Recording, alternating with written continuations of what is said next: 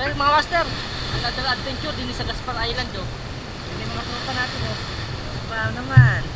Wow naman. At din ay mag-set up si Kaamos ng ano, alutuin namin. At din nga pala kami nung nakarang vlog natin oh. Pero si Kaamos oh. Ayan. Hey, ayan. Dito tayo ngayon sa Gaspar Island. Let's go!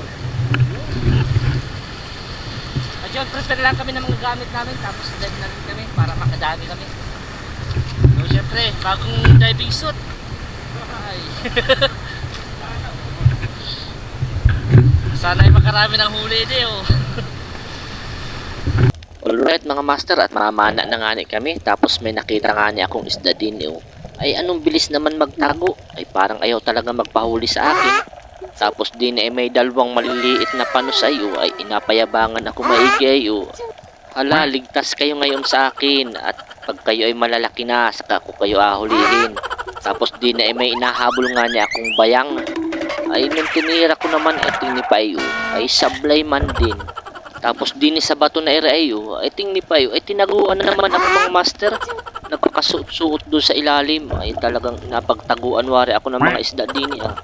Tapos din ay agad ako sumisi din ay kahit medyo malalim-lalim ay dahil paborito ko nga ni sa sinabawan ay ay talagang tinira ko naman din ay yun paktay kang isda ka. Isang 51 nga ni mga master yung nahuli ko. Bihira na nga ning maglabasan yung mga ganitong klase ng isda. Hindi pa siguro nila season kaya hindi pa sila masyadong naglalabasan. Sarap na sarap nga ni ako mga master din sa isda na eri. Kahit sabawan mo talaga namang nagamantika-mantika man din yung sabaw. Tapos din sa kalaliman nga ni may nakita ko dalawang isda. Pinapili ko nga ni muna mga master yung medyo malaki-laki bago ako sumisid. At nung napili ko naman din ayun malapad-lapad mga master isang ilak paktay ka man ding isda ka.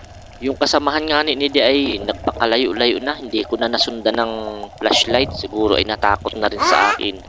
Tapos nandini na nga ni ay hindi pala mga master na puruhan, pero maganda naman ang tama, hindi na yan makakawala dyan.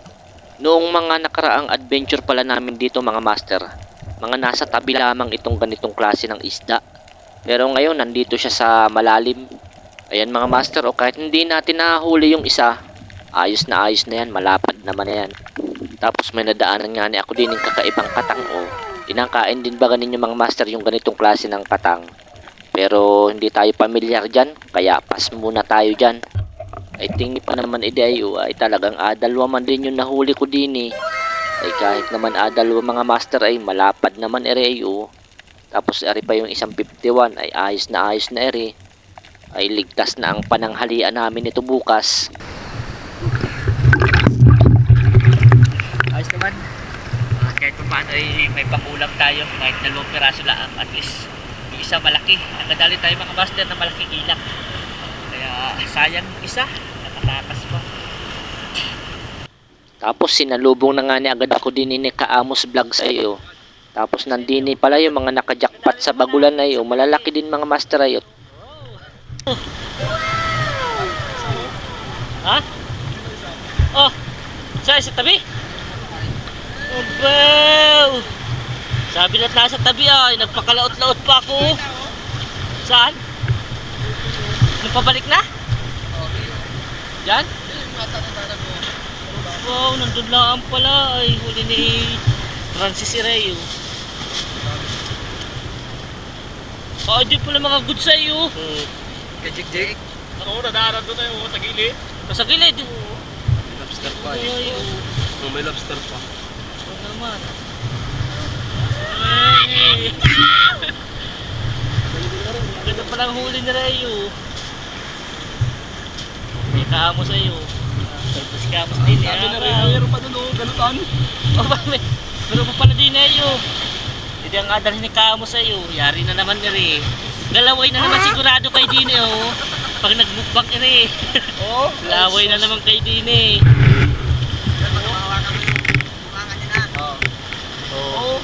Dumadayo na naman ang softball, may dalang bola.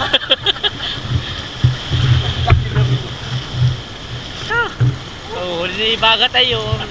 Sana all.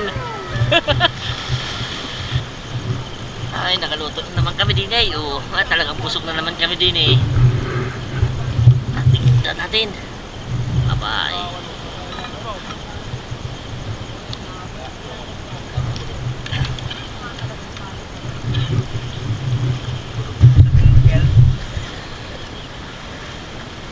Sakto yung kanin natin. Sakto lang yan. Ay, ang bago naman. Yan na, oo. Sis naman. Tagay. Kain na. Ay, tagay pala yan eh. Sabaw.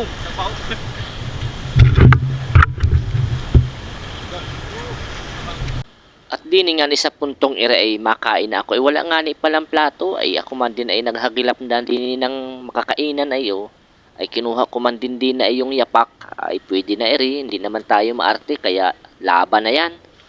Tara mga master, kain tayo. Ay basta nga ni kasama namin si Kaamo sa adventure namin na ito ay talaga namang busog na naman kaming mauwi ni Di. At ako nga ni ay nagsandok-sandok na din ay hali daw nga ni Utoy, timusi daw at lasahi daw yung sabaw kung anong lasa. Ay talagang wari ko man din mga master at talaga namang anong sarap baya naman pag bagong huli ang isda. Manamis ang lasa. Ay talaga ba yan namang bagay na bagay yung mainit na sabaw din sa malamig na panahon.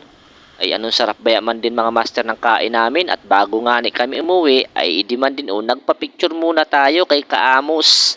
Yun bago ang wetsuit at daw malaban sa gira ay siya mga master hanggang dito na lamang at kita-kits tayo next adventure.